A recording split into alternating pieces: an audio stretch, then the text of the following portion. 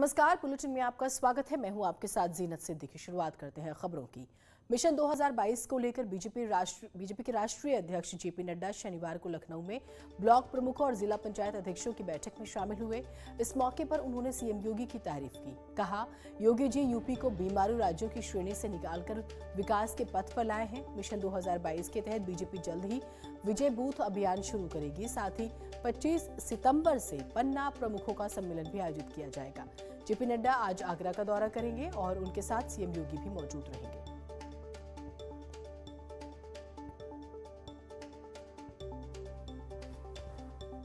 कुछ बीमारू राज्य और उस बीमारू में यू होता था उत्तर प्रदेश, हर दृष्टि से बीमार। आज वो बीमारू राज्य अपने पांव पर सबल होकर के योगी जी के नेतृत्व में छलांग लगाता हुआ आगे बढ़ रहा है और दूसरे नंबर पर खड़ा हो गया। इस बात को हमको समझना चाहिए। और फिर मैं कहने के लिए नहीं कह रहा, आंकड़े के साथ कह रहा हूं। चाहे आईएमआर हो, इन्फेंट मॉर्टेलिटी रेट हो, चाहे एमएमआर हो, मैटरनल मॉर्टेलिटी रेशियो हो, चाहे वो टोटल फर्टिलिटी रेट हो, ये सारे स्वास्थ्य के पैमानों में उत्तर प्रदेश बहुत तीव्र गति से अच्छे नतीजे दे रहा है। उसको हमको समझना चाहिए। और 25 तारीख को यानी पंडित दीनदयाल उपाध्याय की जयंती 25 सितंबर को पन्ना प्रमुख का सम्मेलन होगा। रक्षाबंधन के बाद 23वें या 24 दिन एक दिन तिथि तय होगा। सभी सत्यापन अधिकारी अपने शक्ति केंद्र पर होंगे और राष्ट्रीय अध्यक्ष वह शक्ति केंद्र से जुड़ेंगे वर्चुअल और उद्बोधन देंगे।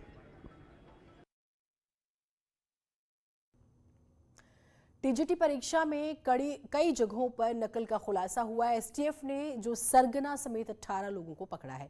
आरोपियों से अगर हम बात करें, सॉल्वर्स भी इसमें शामिल है। प्रयागराज, कौशाम्बी, अंबेडकर नगर से गिरफ्तारी हुई है। SIM card, Bluetooth device, earbud बरामद हुए हैं। शनिवार को ये एग्जाम कंडक्ट हुआ था, यानी कि परीक्षा आयोजित हुई थी। और इसके साथ ही साथ आप अमूमन जानते हैं इस तरह के एग्जामिनेशंस में जो नकल कराने वाला गैंग है, क्योंकि ये लाखों, आप ये मान लीजिए लाखों रुपए का एक बिजनेस है। ऋषभ हमारे साथ जुड़े हुए। ऋषभ, हम देखते हैं कि अमूमन हर एग्जाम में इस तरह के जो नकल कराने वाला भी एक गैंग इक्वली, हमें कहीं कि पैरेलली चल रहा होता है, इक्वली। कैसे इन तक पहुंची एसटीएफ, जरा बताइए। जी ना, देखिए, सरकार के जो स्पष्ट निर्देश थे कि जो ट्रेड ग्रेजुएट टीचर्स के लिए एग्जाम हो रहा है 2021 के लिए, उसमें एसटीएफ को लगाया गया था कि जो कुछ ऐसे सेंटर्स हैं उत्तर प्रदेश में, जिसमें प्रयागराज बहुत जाता है, कौशाम्बी है, यहाँ पर कुछ सॉल्वर गैंग पहले से ही काम करते हैं। ये सॉल्वर बिठाते हैं, कई बार पेपर आउट कराने की पूरी कोशिश करते हैं। इनके पास बाकायदा ब्लूटूथ डिवाइस होती हैं, ईयरबड्स होते हैं और पेपर आउट कराने का दावा करते हैं। एसटीएफ इनके ऊपर पहले से ही प्रोएक्टिव पुलिसिंग के तहत इनके ऊपर नजर रखे हुए थी और कल देर रात तक अलग अलग जिलों में कार्रवाई चलती रही, जिसके बाद प्रयागराज से 7, अंबेडकर नगर से 6, जौनपुर कौशाम्बी से 2 और आजमगढ़ से 1 को दबोचा गया है। एक जगह ये भी दावा किया गया था कि प्रयागराज में जो सॉल्वर गैंग का मुखिया है धर्मेंद्र कुमार उर्ती के, वो बड़ा बदमाश बताया जाता है, उसको भी गिरफ्तार कर लिया गया है। वहीं अंबेडकर नगर में बताया जा रहा था पर्चा लीक हुआ है, वहां भी 6 लोग गिरफ्तार हुए हैं, लेकिन बाद में एसटीएफ की ओर से सफाई है कि पर्चा लीक नहीं हुआ था, लेकिन कई अभ्यर्थियों के फोन से आंसर की बरामद हुई है। तो वहीं जौनपुर में एक महिला परीक्षार्थी को भी गिरफ्तार किया गया, उसके कान में ब्लूटूथ डिवाइस थी उसके पास। तो कुल मिला के बहुत बड़ा गिरोह जो पूरी कोशिश करता है कि एग्जामिनेशन की शुचिता को भंग किया जाए और सॉल्वर्स के जरिए से कुछ लोगों को पास कराया जाए गलत तरीके से। लेकिन एसटीएफ ने उनकी प्लानिंग को फेल कर दिया है और ये कुल 18 गिरफ्तारियां हुई हैं। बहुत शुक्रिया आपका तमाम जानकारियों के लिए। उधर बागपत में पुलिस और बदमाशों के बीच मुठभेड़ में 3 शातिर वाहन लुटेरों को गिरफ्तार किया गया है। बदमाशों का सरगना तस्लीम बागपत का रहने वाला है, जो पुलिस की मुठभेड़ में जख्मी हुआ है। पुलिस ने पकड़े गए बदमाशों के पास से अवैध हथियार और कारतूस के साथ उसकी निशानदेही पर चोरी की 14 मोटरसाइकिल बरामद की। पुलिस गैंग के अन्य बदमाशों की तलाश में भी जुट गई है। 3 संदिग्ध व्यक्ति एक बाइक पर सवार आते दिखाई दिए। पुलिस द्वारा रुकने का इशारा किया गया। उन लोगों ने पुलिस पार्टी पर फायर किया। आत्मरक्षार्थ पुलिस द्वारा कार्रवाई की गई, जिसमें एक बदमाश घायल हुआ है। ये लोग पिलाना गांव की तरफ भागे, जहां पुलिस द्वारा इन्हें गिरफ्तार कर लिया गया है। इन लोगों ने 14 मोटरसाइकिल एक जगह कहीं और छिपा के रखी हैं, जिन्हें पुलिस द्वारा बरामद कर लिया गया है। इनके पास से 3 तमंचे बरामद हुए हैं और 5 जिंदा कारतूस, 2 खोखा कारतूस।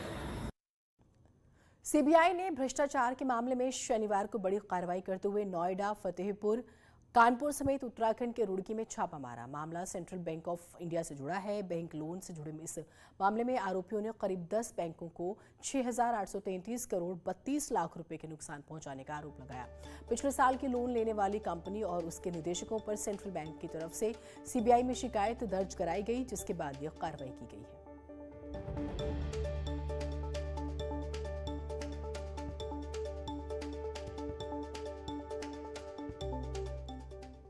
उधर फतेहपुर में तेज रफ्तार 2 बाइक में आमने सामने की भीषण टक्कर हो गई। हादसे में एक युवक की मौके पर ही मौत हो गई, जबकि गंभीर घायल 2 लोगों को अस्पताल में इलाज के लिए भर्ती कराया गया। बाद में दोनों को कानपुर रेफर कर दिया गया। हादसा मुगल रोड पर हुआ।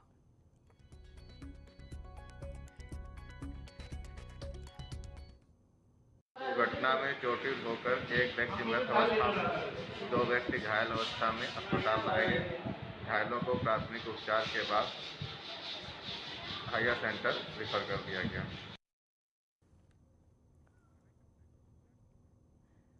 सहारनपुर में देहरादून हाईवे पर देर रात एक बेकाबू ट्रक ने कई गाड़ियों को पीछे से टक्कर मार दी, जिसमें करीब 3 गाड़ियां बुरी तरह से क्षतिग्रस्त हो गई हैं। मौके पर मौजूद स्थानीय लोगों ने ट्रक ड्राइवर को पकड़कर पुलिस के हवाले किया। ट्रक ड्राइवर नशे की हालत में गाड़ी चला रहा था। ट्रक हरिद्वार से आ रहा था।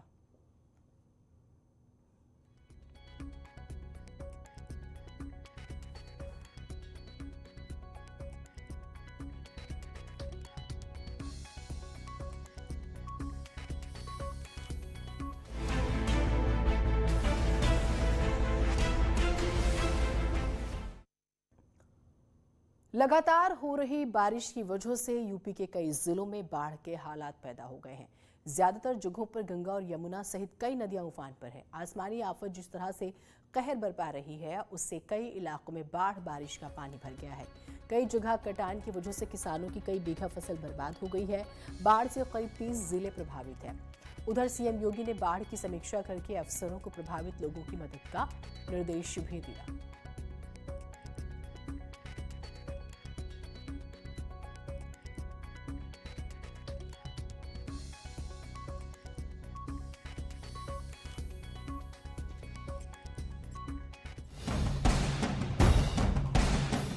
जुलाई के आखिर में जिस तरह से यूपी में मौसम ने करवट ली और लोगों के लिए परेशानी खड़ी कर दी, तो अगस्त आते आते ये परेशानी अब तबाही का रूप लेने लगी है। यूपी के अलग अलग जिलों में नदियां उफान पर हैं, तो वहीं कई गांवों में पानी समा चुका है। संगम नगरी प्रयागराज में गंगा और यमुना दोनों ही नदियां खतरे के निशान के करीब बह रही हैं और नदियां अपने दायरे को तोड़ते हुए गांव और मोहल्लों में प्रवेश कर रही हैं। लगातार बढ़ रहे जल स्तर से लोगों की दिक्कतें बढ़ गई हैं।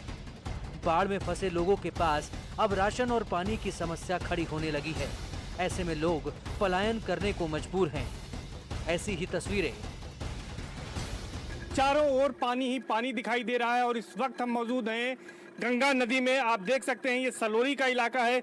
तमाम जो मकान बने थे कछार में वो आधे से ज्यादा डूबे हैं। तमाम लोग विस्थापित हो गए हैं।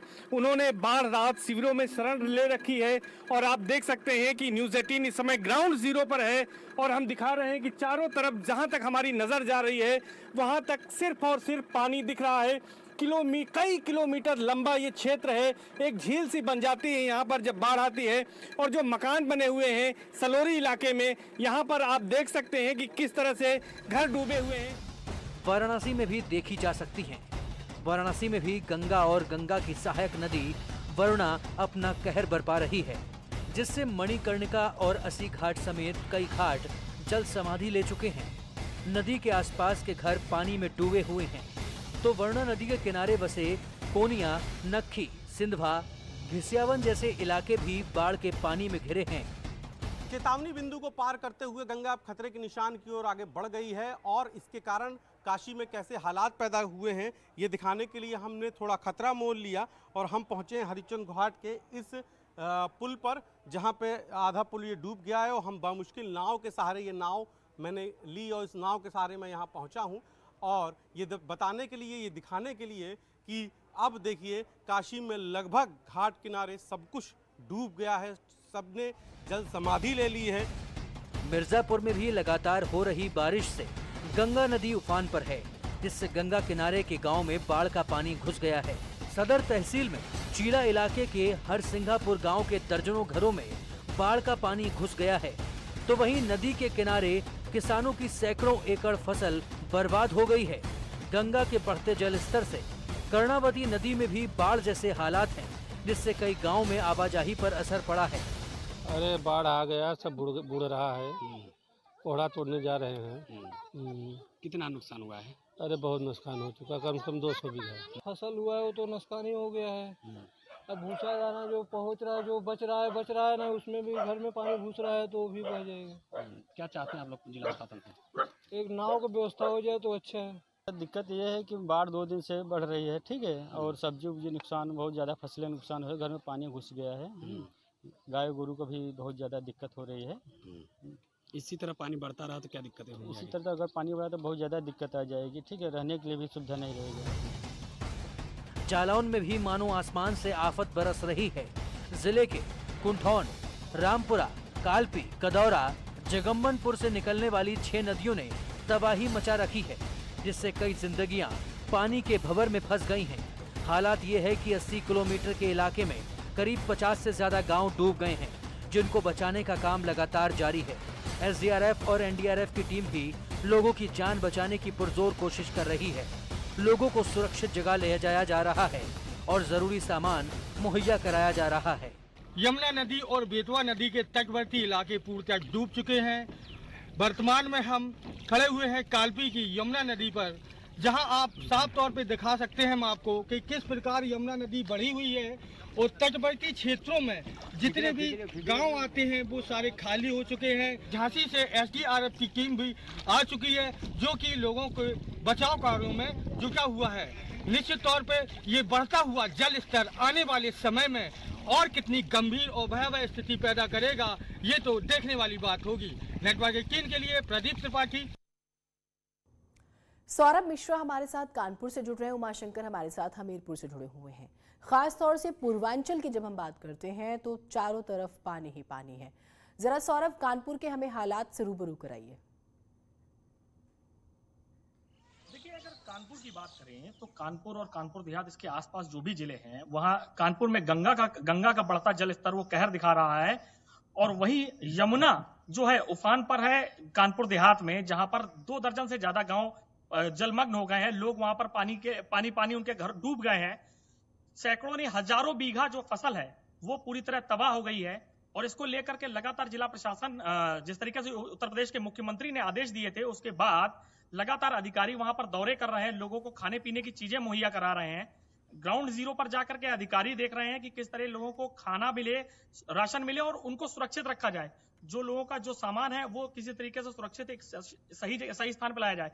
इसको लेकर के जिला अधिकारी कानपुर देहात हो चाहे वो कानपुर नगर हो, सभी अधिकारी लगातार वो उन जगहों पर जा रहे हैं जहां पर लोग पानी के बीच फंसे हैं, उनसे मिल रहे हैं, उन पर राशन मुहैया करा रहे हैं, उन्हें सुरक्षित स्थान पर ले जाने के लिए नाव लगाई गई है। एनडीआरएफ की टीम की मदद ली जा रही है। बाढ़ चौकियों का लगाया गया, अलर्ट पे रखा गया है, साथ ही साथ सारे अधिकारी भी अलर्ट पे हैं। लोकल जो एसडीएम है उनसे लगातार कॉन्टैक्ट्स बने हुए हैं कि किसी तरीके से अगर पानी बढ़ता है और अगर कोई भी और भयावह स्थिति आती तो किस तरीके से आगे कार्रवाई करनी है, उसके लिए पूरी तरीके से प्लान तैयार है। अगर आगे पानी बढ़ता है तो उसके लोगों को किस तरह लाया जाएगा, ये पूरी तरीके से प्लान में पूरे प्लान तैयार है। और अगर आगे कोई स्थिति बनती है तो निश्चित तौर से सभी को सुरक्षित लाना। आप ये कह रहे हैं प्रशासन तैयार है, प्रभावितों को मदद पहुंचाई जा रही है। हमीरपुर में क्या हालात है? उमाशंकर, आप अभी कहां पर है, और अगर संभव है आप किसी गांव में है, लोगों के आसपास है, तो जरा तस्वीरें दिखाइए किस तरह से तबाही मची हुई है, क्योंकि बहुत बहुत बड़ी आबादी प्रभावित हो रही है। न सिर्फ प्रभावित हो रही है, फसलें तबाह हो गई हैं। हाँ जीनत, मैं बता देना चाहता हूँ ये हमीरपुर में यमुना और बेतवा दोनों खतरे के निशान से ऊपर चल रही हैं। यमुना वहीं जहाँ 3 मीटर ऊपर चल रही है, वहीं बेतवा 1 मीटर ऊपर पहुँच चुकी है। जल स्तर लगातार बढ़ता जा रहा है। ये मैं स्थिति दिखाना चाहता हूँ, थोड़ा मैंने खतरा मोल लिया है। एक नाव बोट में बैठ करके ग्राउंड जीरो रिपोर्ट दिखाना चाह रहा हूँ किस तरीके लोग घरों में पूरा पानी भरा हुआ है, डूब चुके हैं पूरे घर। लोग छतों में रहने को मजबूर हैं। पूरा सामान देखिए रख करके लोग छतों में रह रहे हैं। तो पूरी तरीके से देख सकते हैं कि नाव के सहारे यहाँ पर आवागमन है, क्योंकि जल पूरा रास्ता भर चुका है और चारों तरफ पानी ही पानी नजर आ रहा है। ये वो तटी इलाका बेतवा घाट है, शहर मुख्यालय का मोहल्ला है, जहां पर पूरी तरीके से पानी भरा हुआ है। हालांकि जिला प्रशासन ने इंतजाम किए हुए हैं, 57 गांव को अलर्ट किया हुआ है। एसडीआरएफ और पीएसी की एक प्लाटून बुला ली गई है और 36 बाढ़ चौकियां बनाई गई है। तो वहीं एक प्रशासन ने 131 बोटों की व्यवस्था भी की है कि आवागमन ठीक तरीके से सुचारू रूप से चल सके। लेकिन आप ये देख सकते हैं कि किस तरीके से लोग अपने घरों के ऊपर रह करके यहाँ पर रहने को मजबूर हैं। आने जाने का साधन पूरी तरीके से बंद हो चुका है। लाइट और सारी व्यवस्थाएं बंद कर दी गई हैं। तो रह करके यहाँ पर मजबूरी में रह रहे हैं। ये तस्वीरें ही काफी हैं जो तकलीफों का आप जिक्र कर रहे हैं वो बताने के लिए।